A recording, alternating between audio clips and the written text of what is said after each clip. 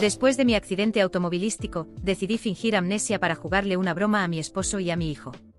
¿Quiénes son ustedes?, pregunté. Una chispa de diversión brilló en los ojos de mi hijo mientras traía a una mujer desde fuera de la habitación del hospital y decí: señora, mis padres y yo solo estamos aquí de visita. Mi esposo permaneció en silencio a su lado, aprobando implícitamente el pequeño juego de su hijo. Señora, mis padres y yo solo estamos aquí de visita. La suave e inocente voz de mi hijo resonó en la habitación del hospital.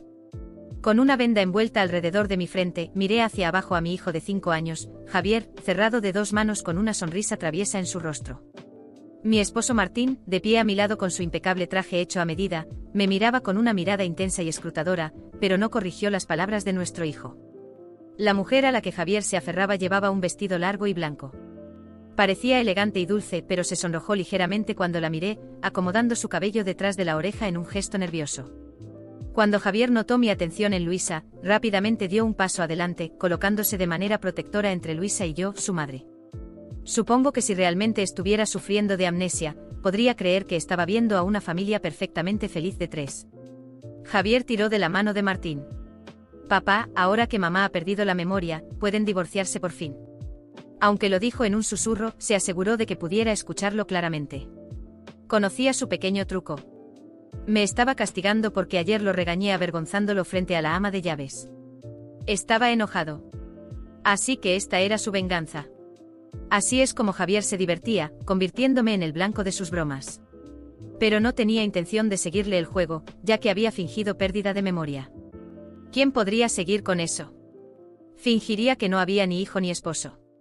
Disculpen, ¿quiénes son? Javier me miró sorprendido, un poco desconcertado. ¿De verdad no te acuerdas de mí? No puedes olvidarte de mí. Soy el niño que más amas. Martín frunció el ceño, su fría mirada se volvió aún más helada y su voz estaba impregnada de fastidio. Nina, deja de actuar, dijo el doctor. Es solo una conmoción menor. No es grave. No pienses que puedes fingir amnesia para evitar el divorcio, intervino Javier, su pequeña cara fruncida de disgusto reflejando la impaciencia de Martín. Sí, deja de fingir que nos amas tanto como para no poder olvidarnos. Empecé a sentir que se me formaba un dolor de cabeza. Antes de que pudiera responder, una enfermera llamó a la puerta. La paciente necesita descansar, anunció con firmeza. Por favor, que todos los que no sean familiares salgan sin decir una palabra. Martín y Javier se dieron la vuelta y se fueron, con Luisa siguiéndolos. La joven enfermera entró echándoles una mirada. ¿Y tu esposo estuvo aquí antes? Solo salió a buscarte. Sopa. ¿Mi esposo? Mi mente se detuvo un momento. ¿No acabas de sacar a mi esposo? La enfermera parpadeó sorprendida. Sí, es muy guapo. Lo recuerdo de hace 4 años, cuando trabajé en obstetricia. Nunca se apartó de tu lado. Siempre esperaba afuera tan atento. Durante tus chequeos prenatales, continuó. Todos pensamos que era uno de esos raros. Alto, amable, atento y ni una sola vez en su teléfono. De hecho, comenzamos a creer en el amor de nuevo gracias a él. Hizo una pausa, luego soltó una pequeña risa. Por cierto, ¿quiénes eran esos dos? Son atractivos, pero parecían como si estuvieran aquí para cobrar una deuda o algo así. No pude evitar reírme.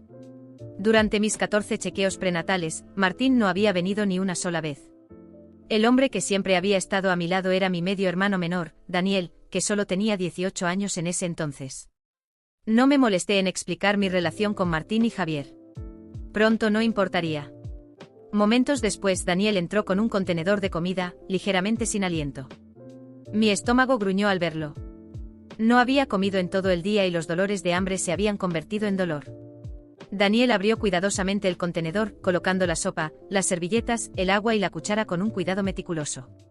Es agua tibia y tu congé favorito con cerdo y huevo. Come, te pelaré el huevo. Desde que conocí a Daniel a los 15 años, había sido una presencia constante y confiable. Con unos pocos bocados, mi estómago finalmente se calmó. Cuando lo miré, noté que sus ojos estaban rojos y sus labios temblaban mientras hablaba con un leve temblor. Cuando escuché que habías tenido un accidente automovilístico, me asusté muchísimo. Sentí una punzada de calidez, una dulzura amarga que me inundaba. ¿Quién no estaría aterrorizado por un accidente de coche? Al menos había tenido suerte de no haber salido gravemente herida. Pensé que le daría un pequeño susto a Martín y Javier para hacerlos reír, fingiendo haber perdido la memoria. Pero una persona sin corazón. Bueno, ¿cómo podrían sentir preocupación? Unos días después me dieron el alta del hospital. Les dije firmemente a los médicos que, aparte de Martín y Javier, recordaba a todos y todo lo demás perfectamente. El doctor le explicó a Martín que mi pérdida de memoria era solo temporal, causada por la conmoción, y que gradualmente recuperaría todos mis recuerdos.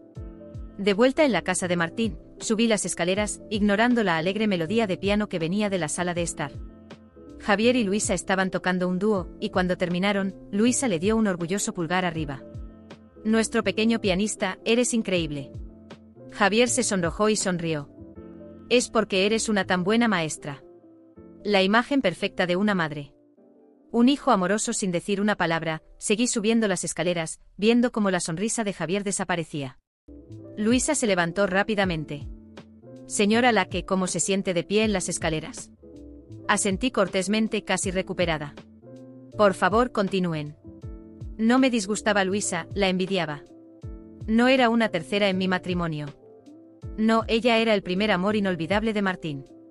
Aunque me había casado con Martín, la verdad seguía siendo que la persona no amada es el verdadero extraño.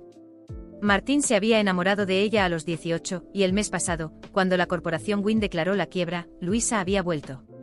Todos sus ahorros habían sido destinados a cubrir las deudas de su familia, y su título en música no le ayudaba mucho a encontrar trabajo bien pagado en Estados Unidos, así que Martín la había convertido en la maestra de piano de Javier, con un salario mensual de $60.000. Mamá nueva es la mejor. Amo a mi nueva mamá. La fuerte voz de Javier resonaba por la sala de estar. Javier, no me llames así, respondió Luisa, visiblemente incómoda. Javier no estaba complacido con su respuesta. Abrazando sus pequeños brazos alrededor de su pierna, dijo: si sigues llamándome Javier, me enojaré. Tienes que llamarme Ivy. Eres mucho más amable que mi mamá. Me gustas más. Miró hacia arriba, hacia mi habitación, asegurándose de que no estuviera allí, y luego continuó: tú solo múdate aquí. Me encantaría vértelo primero todas las mañanas. Papá dijo que está bien. Y nuestra casa es tan grande. Podrías tener todo lo que quieras aquí. Martín, de hecho, le había ofrecido a Luisa quedarse en nuestra casa para ahorrarle el problema de viajar, pero ella había rechazado educadamente, optando por alquilar un lugar en su lugar. Javier, necesitas practicar la pieza de hoy, le recordó Luisa suavemente. Sacudió la cabeza, decidido a hacerla quedarse. ¿Tienes miedo de mi mamá? No te preocupes. Papá y yo te protegeremos. Ella haría cualquier cosa que papá diga. No se atrevería a hacerte nada. Javier sabía exactamente qué decir para golpear mis puntos débiles. Me puse mis pendientes de perlas, moviéndome deliberadamente mientras bajaba las escaleras. Luisa se veía visiblemente incómoda cuando me acerqué. Luisa, ¿por qué no te quedas aquí? Dije. Sé que pasas horas en el autobús todos los días.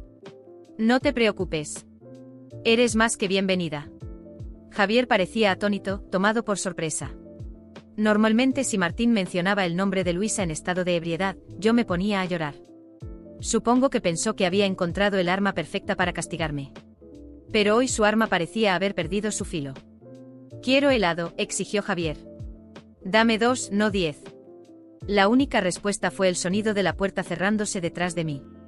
Después de días de verme arreglada en el hospital, necesitaba una sesión de cuidado de la piel. Un conductor ya me esperaba afuera. Cuando la puerta se cerró, la expresión de Javier se desmoronó. Señor, aquí está el helado, dijo la ama de llaves, sacándolo del congelador. ¿Quién dijo que lo quería? Tiró el helado al suelo, sus ojos fijos en la puerta cerrada. ¿Acaso mamá realmente? Aquella mañana en la que lo dejé todo atrás, salí de la casa sintiendo una extraña mezcla de dolor y alivio. No fue fácil abandonar mi vida, pero al mismo tiempo, no había nada allí que realmente valiera la pena luchar. Caminé hacia el auto que me esperaba, sin mirar atrás.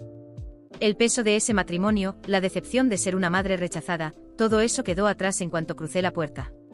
El divorcio se resolvió de manera casi automática. Martín no puso resistencia, no pidió reconsideración.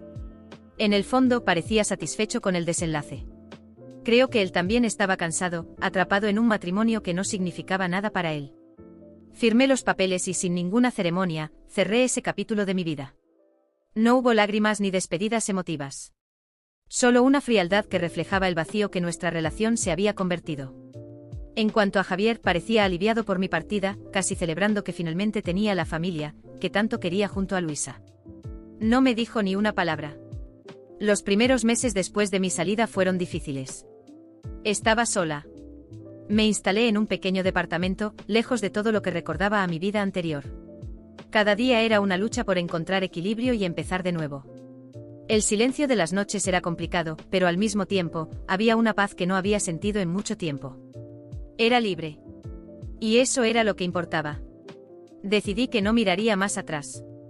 Mi carrera, que por tanto tiempo había sido descuidada por la familia, ahora se convirtió en mi principal enfoque. Me sumergí en el trabajo, me dediqué al máximo y con el tiempo comencé a ver los frutos de ese esfuerzo. Ascendí de posición, gané respeto entre mis colegas y finalmente empecé a destacarme en el área. La satisfacción de lograr esos objetivos era algo que nunca había experimentado antes. Por primera vez sentía que mi éxito era solo mío. No dependía de nadie más. Fue en ese periodo de reconstrucción cuando conocí a Daniel. Nuestro encuentro fue casual, casi accidental. No estaba buscando una nueva relación, pero él entró en mi vida con una ligereza que fue difícil de ignorar. A diferencia de Martín, Daniel me trataba como a una igual. Escuchaba mis miedos, apoyaba mis decisiones y me animaba a ser quien realmente era. Nuestra relación creció de manera natural, sin prisa, sin presión. Con el tiempo él se convirtió en una parte importante de mi nueva vida, alguien en quien realmente podía confiar. Mientras mi vida avanzaba, comenzaron a llegar noticias sobre Martín. Aparentemente la relación con Luisa, que parecía tan sólida, comenzó a desmoronarse. Martín había sido traicionado. Luisa, que antes parecía perfecta ante los ojos de todos, lo dejó por otro hombre, alguien más joven y con una situación financiera estable. Irónico, ¿no? La misma mujer por la que sacrificó nuestro matrimonio lo traicionó de la misma manera que él me traicionó emocionalmente. La noticia no me trajo alegría, pero tampoco sentí pena. Simplemente era el destino, devolviéndole lo que había sembrado. Entonces un día Martín apareció en mi puerta. Estaba diferente, derrotado. El hombre arrogante que había sido, ahora parecía perdido, como si el suelo se hubiera desvanecido bajo sus pies. Comenzó a hablar sobre los errores que había cometido, sobre cómo pensaba que Luisa era el amor de su vida, pero se había equivocado. Intentó convencerme de que podíamos empezar de nuevo, ser una familia nuevamente. Lo escuché sin decir una palabra, pero por dentro sabía que nada de eso tenía sentido. Martín no me quería de vuelta por amor, sino por necesidad. Estaba solo y su vida se había desmoronado. Cuando terminó, respiré hondo y respondí con calma. Martín, yo ya he seguido adelante. Lo nuestro terminó hace mucho tiempo. No voy a volver contigo y lo sabes. Creo que deberías hacer lo mismo. Él insistió mencionando a Javier. Trató de convencerme de que por nuestro hijo, deberíamos intentarlo de nuevo. Pero ya estaba cansada. Mi hijo, a quien había criado, había tomado su decisión cuando me despreció, cuando se alió con Luisa contra mí. Ya no había espacio para ilusiones. En cuanto a Javier, comencé firme, ya es lo suficientemente grande como para tomar sus propias decisiones. Él me despreció cuando más lo necesitaba. Así que si quiere una madre, que me busque por su cuenta. Ya no voy a rogar por el amor de nadie, ni de él ni tuyo. Martín se quedó en silencio, sin palabras. Sabía que tenía razón. Aquella conversación era el cierre final de un ciclo que hacía tiempo debió haber terminado. Sin nada más que decir, se dio la vuelta y se fue. Esta vez no sentí tristeza alguna. Solo la certeza de que mi vida estaba exactamente donde debía estar, bajo mi control. Regresé a mi departamento, donde Daniel me esperaba con una sonrisa. Ese era mi nuevo comienzo, mi nueva vida. Había seguido adelante, había construido mi independencia, mi felicidad. Martín y Javier formaban parte de un pasado que había dejado atrás, y ya no había lugar para arrepentimientos. El futuro finalmente era mío. Pasaron meses desde que rechacé el intento desesperado de Martín por reconciliarse. Siguió su camino, hundido en una vida que él mismo había destruido. Mientras tanto, yo continué prosperando. Mi relación con Daniel era más fuerte que nunca, y mi carrera estaba floreciendo de una manera que nunca imaginé. Había reconstruido completamente mi vida, pero en el fondo, aún sentía una chispa de resentimiento por las heridas que Martín y Javier me habían causado. El desprecio que viví, las traiciones. Sabía que algún día tendría la oportunidad de cambiar las tornas. La oportunidad surgió de forma inesperada, a través de un gran contrato que recibí en mi campo profesional. La empresa para la que trabajaba estaba expandiendo sus negocios y, curiosamente, parte de esa expansión incluía una colaboración con la compañía de Martín. Cuando descubrí eso, una sonrisa amarga se dibujó en mis labios. No tenía idea del éxito que había alcanzado. Ahora era una mujer de negocios exitosa, y la ironía de cruzarme de nuevo en su camino no pasó desapercibida para mí. En la reunión de negocios que se avecinaba, yo sería una de las representantes de mi empresa, y Martín estaría allí. Durante los preparativos, escuché conversaciones entre los ejecutivos, mencionando que su compañía enfrentaba graves problemas financieros después del escándalo que involucraba la traición de Luisa. Ella había tomado gran parte de sus ahorros, y él estaba luchando por mantener la empresa a flote. Este era el momento perfecto. Llegué a la reunión con la cabeza en alto, vestida impecablemente con un traje que transmitía seguridad. Al entrar en la sala, vi a Martín sentado en la mesa. Su mirada, antes altiva y arrogante, ahora era sombría. No me reconoció de inmediato, pero cuando nuestras miradas se cruzaron, vi el shock en su rostro. El hombre que alguna vez me despreció estaba a punto de ver en quién me había convertido. La reunión comenzó y mantuve la calma, escuchando mientras él intentaba vender la imagen de su empresa como sólida, ocultando las dificultades que todos sabíamos que enfrentaba. Cuando llegó mi turno de hablar, fui precisa. Presenté mi propuesta con confianza, destacando que la empresa para la que trabajaba era fuerte, innovadora y rentable. En medio de mi presentación, miré directamente a Martín y, sin perder mi tono profesional, dije: es interesante ver cómo algunas empresas intentan sobrevivir basándose en antiguas glorias, incluso cuando están al borde del colapso. La vergüenza en el rostro de Martín era evidente. Sabía que entendía que esa era una indirecta, y que ahora yo tenía el control. La propuesta que presenté fue la preferida por la junta directiva. La empresa de Martín no tenía oportunidad. Poco después de la reunión, recibí un correo formal informándome que mi empresa había ganado el contrato. Era la victoria que esperaba. Por otro lado, Martín perdió el contrato que salvaría su compañía. Estaba cayendo y yo había dado el golpe final. En los días siguientes descubrí que su empresa había caído en bancarrota. No pasó mucho tiempo antes de que intentara contactarme de nuevo, esta vez con una oferta patética de trabajo. Estaba desesperado, intentando aferrarse a cualquier cosa, pero lo ignoré. Aquel hombre que alguna vez me trató como nada, ahora me suplicaba ayuda. No sentí lástima. Sentí satisfacción. Un tiempo después, recibí un mensaje de Javier. Se había distanciado de mí durante años, pero ahora que era mayor, parecía haber comprendido el error que cometió al aliarse con Martín y Luisa en mi contra. Me pidió vernos, diciendo que quería hablar. Reflexioné sobre eso y decidí darle una oportunidad. Nos encontramos en una cafetería. Estaba nervioso, visiblemente incómodo, y comenzó a hablar sobre los remordimientos que tenía. Dijo que desde la quiebra de su padre y la traición de Luisa, había comprendido cuánto me había maltratado. Lo escuché en silencio, pero mi decisión ya estaba tomada. Cuando terminó mirándome con expectativa, le respondí con frialdad: Javier, tomaste tus decisiones cuando eras más joven, y yo acepté las consecuencias. Hoy soy una mujer realizada, exitosa, y he seguido adelante. No voy a perseguirte para que me veas como madre otra vez. Si realmente quieres una relación, tendrás que demostrar tu valor. Estoy cansada de mendigar afecto. Si te importa, demuéstramelo con acciones, no con palabras. Bajó la cabeza sin saber qué decir. Dejé la cafetería sin mirar atrás. Sabía que había sembrado una semilla de duda en su mente, y ahora tendría que lidiar con las consecuencias de sus propias decisiones. Mi venganza estaba concluida, pero no de la manera que había imaginado al principio. No se trataba solo de derrotar a Martín o ignorar a Javier. Mi mayor triunfo fue convertirme en la mujer que soy ahora, alguien que ellos no pudieron destruir. Me vengué no solo viendo cómo fallaban, sino elevándome mucho más allá de lo que jamás habrían esperado.